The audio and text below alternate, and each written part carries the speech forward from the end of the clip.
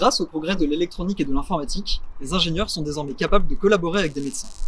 L'ingénierie biomédicale est un domaine riche permettant d'étudier plus profondément tous les mécanismes du vivant. Les ingénieurs sont particulièrement recherchés pour leurs compétences en modélisation et leur capacité de résolution de problèmes complexes.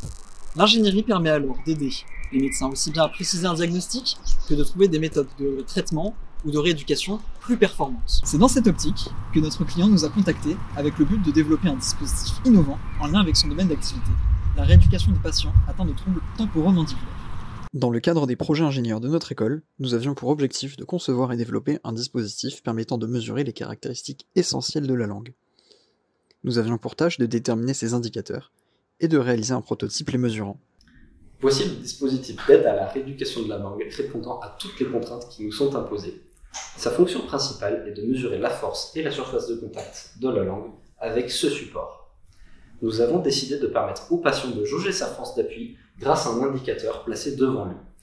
Afin de mesurer la force et la surface, Darl contient un micro-ordinateur traitant toutes les données et communiquant ces informations aux praticiens par l'intermédiaire de cet écran, qui permet également de piloter l'ensemble du dispositif. Nous avons tenu à le rendre compact et transportable, mais aussi de le rendre adaptable à toutes les anatomies avec un support montonnier ainsi qu'un support frontable ajustable. Enfin, ce dispositif est adapté aux contraintes d'hygiène en vigueur pour une utilisation médicale avec notamment une vitre aimantée pour faciliter son nettoyage.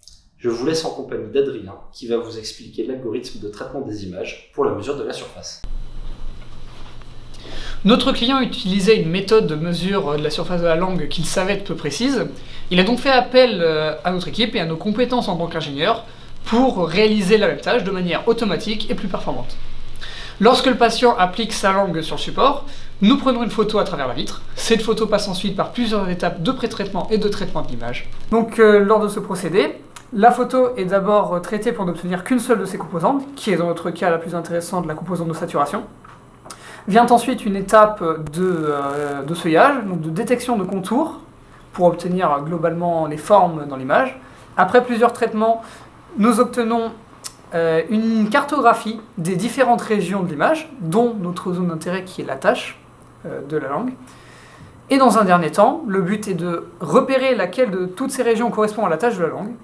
Et une fois ce procédé réalisé, nous pouvons déterminer la surface de cette tâche d'abord en pixels et par simple conversion en millimètres carrés.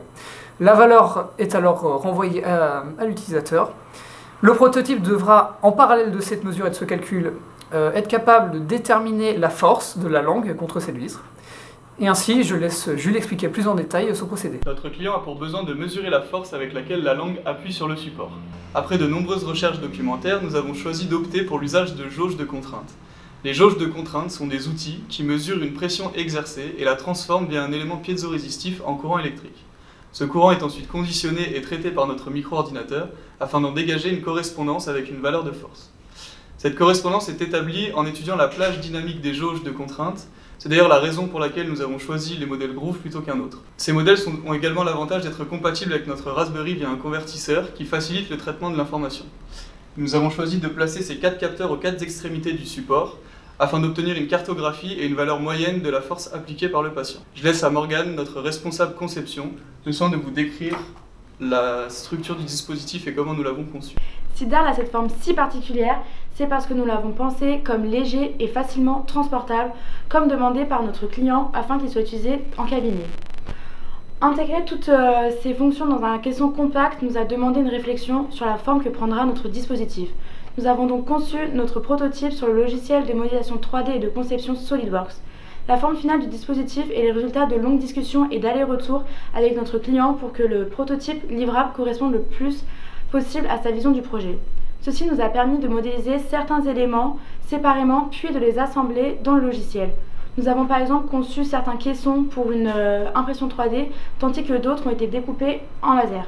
Par ailleurs, grâce aux fichiers CAO de pièces commandées, tels que les écrans ou les glissières, nous avons pu concevoir avec précision certains éléments comme les trous pour visser et ce sans avoir besoin d'avoir physiquement reçu les composants. Grâce à ce projet, nous espérons avoir un réel impact dans l'aide au diagnostic des troubles temporomandibulaires et pouvoir aider à la rééducation de patients. À terme, et en fonction des retours de notre client, nous aimerions poursuivre le développement du projet et envisager son optimisation ainsi que son développement à grande échelle.